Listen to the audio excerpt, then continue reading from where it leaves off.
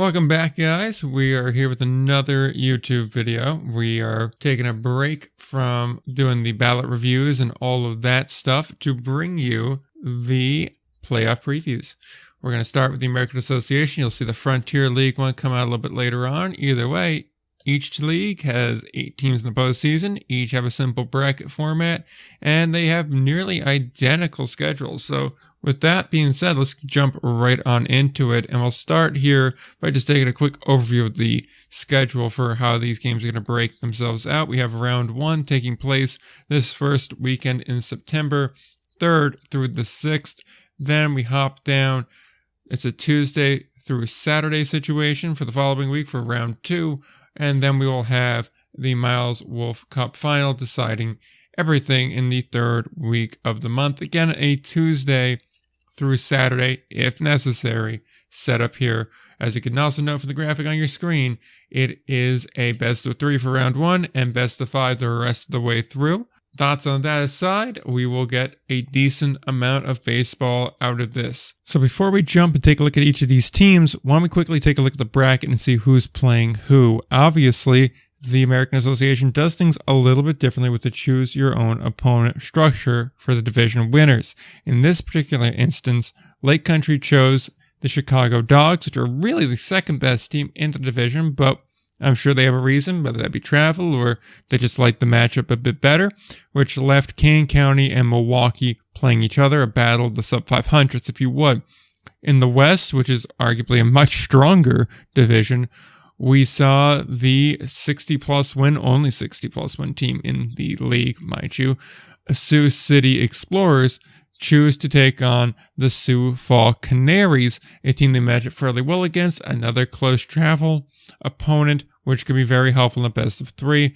That then left the Fargo-Moorhead Redhawks and the Kansas City Monarchs. Monarchs will host that series, being the 3, as they are the higher overall seed. A nice little matchup there. We'll avoid talking too much about these individual matchups.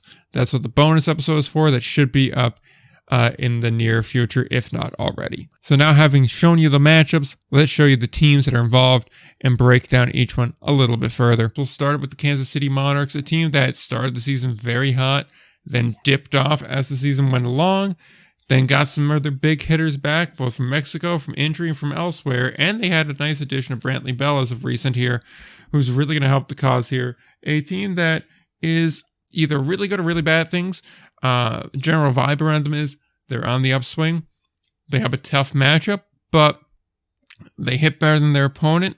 I think they can match their opponent pitching-wise to get through that first round. It's not going to get any easier. The West is a gauntlet. I do like the team overall. Speaking of their opponent, we look at the Fargo-Moorhead Redhawks, a team that is almost the inverse of Kansas City. Slow start, hot middle, and then kind of tapered off towards the end there.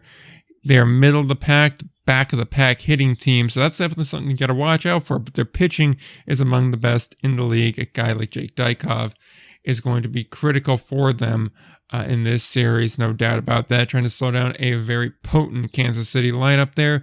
But beyond that, just looking at them as a group, I do like them as a team. They're certainly better than anything the East has to offer. But the question is, are they the top of the West? And that is something I'm not quite sold on yet. Keeping our eye on the West, we'll take a look at both of the Sioux City and Falls. Sioux City is, I think safely put, the preeminent favorite to walk away with this title, period. They are an elite pitching team, 10 shutouts on the year, by far the most in the league, a great ERA. They do walk some guys, which is a concern, but they don't give up a lot of hits. They don't give up too much at the plate. They have a lot of Ks. It's a team that's going to throw a lot of pitches, and that's really where it comes down to. You have to work counts against them if you want to have some success. They also are going to run on you. They not only set a team record, they not only set a general overall record for the American Association. I haven't quite confirmed it, but I'm pretty damn certain 271 steals in a 100-game season. If it doesn't set an independent record, it certainly comes close to it. You gotta just assume that if they get on base, they're gonna run. When you're averaging over 2.5 steals a game, that's gonna be something you're gonna have to watch out for and something you're just gonna have to come to terms with. Every base hit is a double with them. That's what makes them potent. That's what makes them dangerous. That's why they won over 60 games this season. Looking at the last team in the West with Sioux Falls, it's a team that's going to hit. They're not a good pitching team. That's a byproduct of the birdcage environment. But that aside, this is still a team that needed to do a lot better on the pitching side for me to really respect that. That being said, they can hit. They're going to get on base. They're going to make things happen. 1,500 total bases on the year. I like them as a team. Highest scoring offense in the league as well. It is kind of a both strengths going head to head. I do question if Sioux Falls has enough juice to not only get through Sioux City, but also through a Kansas City or a Fargo and beyond that. It'll be something to watch out for. But we shift our attention to the East now, and we take a look at a group of teams here that just generally is very unexciting. You have Lake Country at the top, which we're going to talk about first here, and they are technically the best team in this division. But they were just on a 9-game losing streak. They have not looked overly impressive for the better part of August. Really, they haven't looked overly impressive at any point in the season. They have their strong suits. They're not a terrible batting team. They're a pretty decent pitching team, to be quite honest. And I have to assume that's what they're betting on carrying them. However, as a group, I'm not really impressed by them. We'll see if something changes. Maybe they can catch some fire in the postseason, but they're a very milquetoast kind of team. We go to Chicago next, the second best team here. They will be taking on the Doghounds, of course, but again, a team that's barely above 500. Traded away one of their best offensive players because of fireworks or some nonsense like that. Middle of the pack pitching, middle of the pack hitting. They do certain things on offense really well, such as they get on base, but they don't really score that many runs for the amount of bases they get. 1,400 total bases on the year, but yet only 500 runs scored. Middle of the pack in the one, top of the pack in the other. Another team that really just doesn't seem to know who they are, what they are, or struggles to get it all together at the same time. Hopefully they figure it out. They're going against a team that's reeling right now, so this is probably the best you could hope for realistically. And the fact that it's not that crazy of a drive is a nice boom, but it's a best of 3. Anything really can happen there. And being that it's a best of 3, hot teams tend to do well, and that is exactly what the Milwaukee Milkmen are. In a battle of the sub-500s in this matchup here, Milwaukee is definitely the team that needed to catch fire the most to get in, and they did exactly that. That's why, in my mind, I look at them as a bit of a dangerous team here. Everybody else has really been struggling, limping to the line. They are finishing strong on it.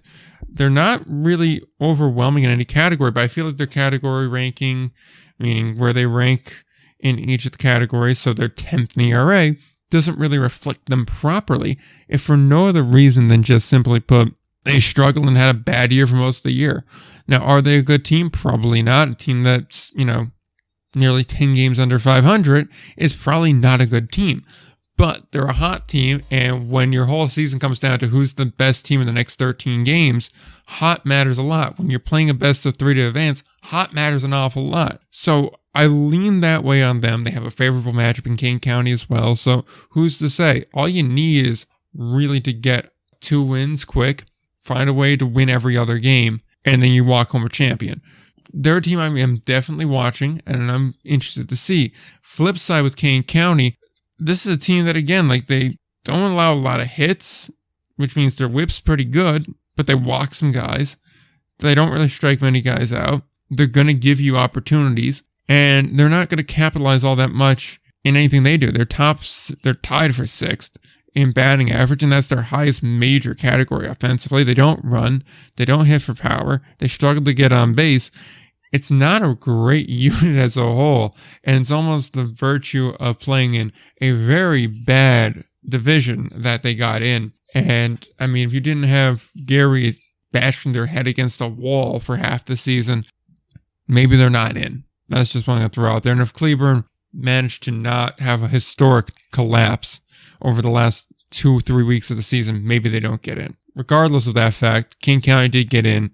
They are the 3 seed. They do have home field. That will mean something. So now, having said all of that on each of those teams here, I will say I do see Sioux City coming out of the West. I see Milwaukee coming out of the East. And I ultimately think the Explorers are going to take home a championship this season. The X's are just the most complete team. I think that they're able to get enough out of their offense. They understand that, look, it's not a dynamic offense, but you have to make things happen. And they do a very good job at that. And their pitching is very strong and is very capable, and I think will be able to slow down an offense enough to get by on what they do best.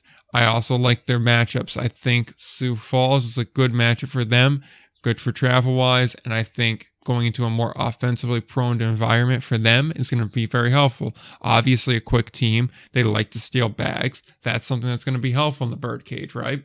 So that is something I think is a benefit to them. I think Fargo and Kansas City are going to batter each other up enough to where if you're Sioux City, you're very happy getting whatever's left over. Still going to be a war for 5 games, no doubt. Once you get through all that, you're going to get whatever the East throws out at you. And looking at that East division, as you could probably tell if you've listened to the pod for any duration of time, and just from this short little 10, 15 minute long video, you could probably tell I'm not very high on the East division. And really, there's not much reason to be high on them. Their best team is just a 10-game skid. That being said, I think they can get through Chicago. That's a coin flip of a matchup for me. I direct your attention to the bonus pod that'll be out sometime today to look at the more individual matchups there. But as far as that goes, I think they can eke through it. But I think Milwaukee, being a very hot team, is going to be able to run through and largely an impressive Cougars team.